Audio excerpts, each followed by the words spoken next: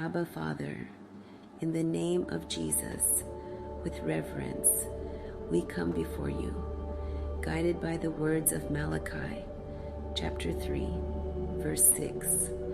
For I am the Lord, I change not. Therefore ye sons of Jacob are not consumed. Lord, in a world of constant change, your unchanging nature is our anchor. You are the same yesterday, today, and forever. Your faithfulness is unwavering, and your promises endure throughout all generations. We find comfort in your steadfast character.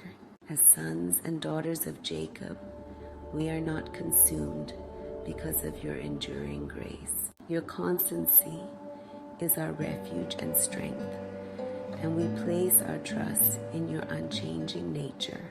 In moments of uncertainty, we are reminded of your faithfulness. Your unchanging love sustains us, and your presence is a source of unending joy.